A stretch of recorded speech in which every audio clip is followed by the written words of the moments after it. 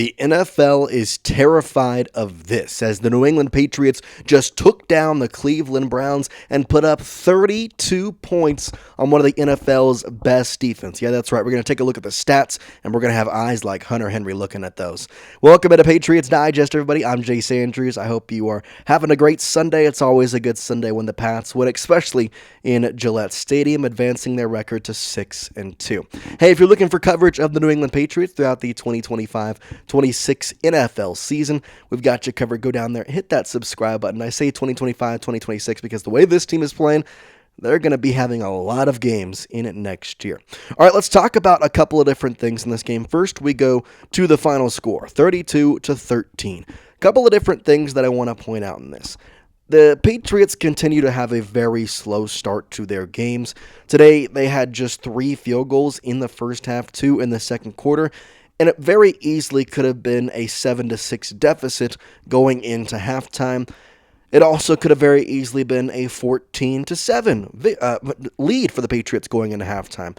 They just, for whatever reason, don't look good on offense, don't look coherent. The defense figured it out after that first drive against Cleveland, but overall, it felt like last week against the Titans. They just didn't look great out there. Hopefully they can kind of get off to better starts, which they're going to need to do when they face some tougher opponents. All things said, though, very good win for a lot of different reasons. The first one is this is a very good defense, and Drake Maye went out there. Yeah, he threw the one interception and kind of just lost the linebacker. I mean, legitimately, the linebacker was standing right in front of him, but just didn't see him, threw it right to him. 18 for 24, 282 yards, 3 touchdowns, 11.8 average. The 3 touchdowns, by the way, all 3 of them were in the third quarter. 3 touchdown passes, 1 quarter.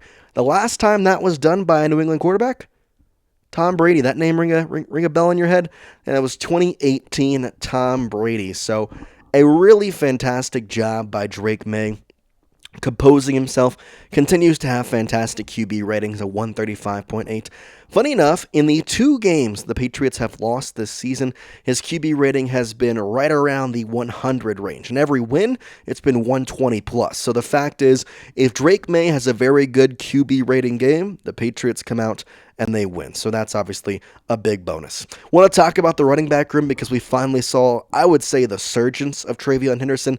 Yes, he had the fumble late. Yes, it didn't look good, but 10 carries, 75 yards, a long of 27. He looked very good. Something also to note about Drake Maye, 7 carries for 50 yards, a 28-yard long. All said and done, the running game looked a lot better, a lot more coherent in this week than it has in past weeks. The offense looked really good. The defense figured stuff out, and that's kind of where I want to go to and talk about this defense. The biggest thing to me is that you got 2 interceptions. Jalen Hawkins obviously having that great one-handed grab, great pickoff. I believe it was Spillane getting the interception coming down on that right-hand side of the field, setting up a touchdown. Overall, this team looked good. And funny enough, in the receiving room, there were some surprising numbers. Matt Collins, 7 receptions for 89 yards. He had 11 receptions all season up until this game.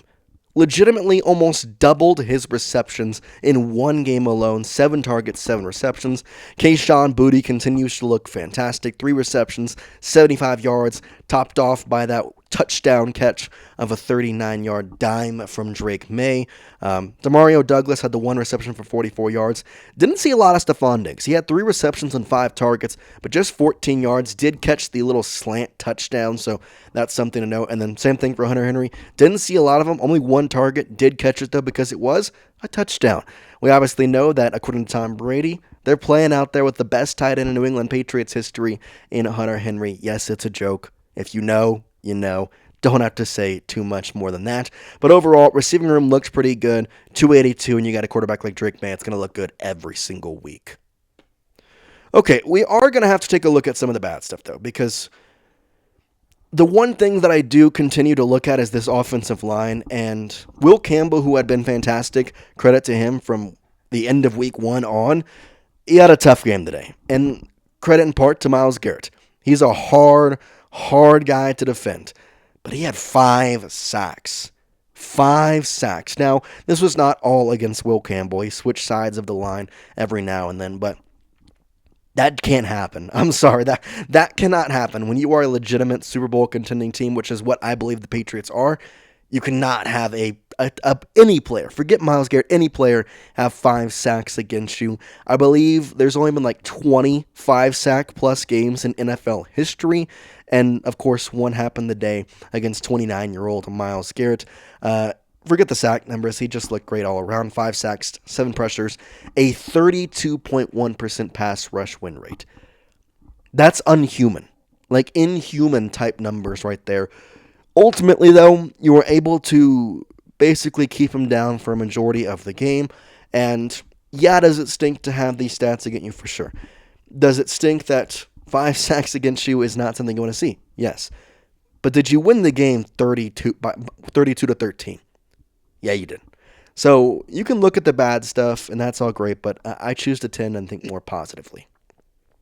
Speaking of positively, I want to continue to talk about Drake Maye because there was a talk in the pregame show with Drake Maye, and they talked with him and Rob Gronkowski, kind of asking him questions. How do you live up to the legacy? You know, coming in here to one of the better dynasties in the NFL history. In fact, I would say the best dynasty in NFL history. And obviously, it wasn't that way when he came in, but you're trying to replace a man who has a statue out there and win some Super Bowls. And he said, well, I'm going to be just be myself.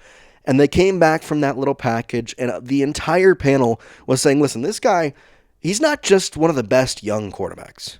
We have to stop saying young. He's one of the best quarterbacks in the NFL, and today he proved it once again. 282, 3 touchdowns, 1 interception. The interception, granted, it was not a good one whatsoever. I mean, legitimately just staring down the face of the linebacker, throws it literally right to him, doesn't try to put loft, doesn't see anything, getting pressured out of the pocket, having Myles Garrett on you, it can put some pressure, and he decided, I'm just going to throw it. Intercepted is what it is. He worked around it, though.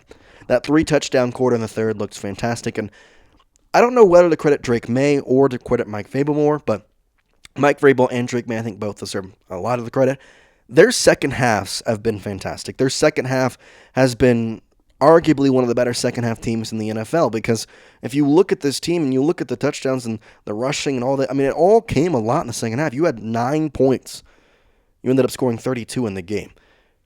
The adjustments made at half, the ability to come out, have a better game plan, the ability to come out and just honestly look more coherent is such a huge thing and such a good thing that I believe the Patriots will continue to have these halftime adjustments. But one thing I do say to this is they've been starting out slow. And if halftime adjustments are what you're going to hold into, not what you exactly want. These are bad teams, the Titans and the Browns. Their offenses stink. And the Titans, their defense stunk. If you are able to go out against a better team and in that first half, in that first quarter, perform to a better degree, you're going to make yourself a true, legitimate force in the NFL. And I still believe you are. The second half is that good. But you can make your first half look even remotely similar to the second half. The NFL better watch out. That's all we got for you here today on the show. We appreciate you tuning in. We appreciate you hanging out with us. We're going to see you next time. But for now, peace out, guys.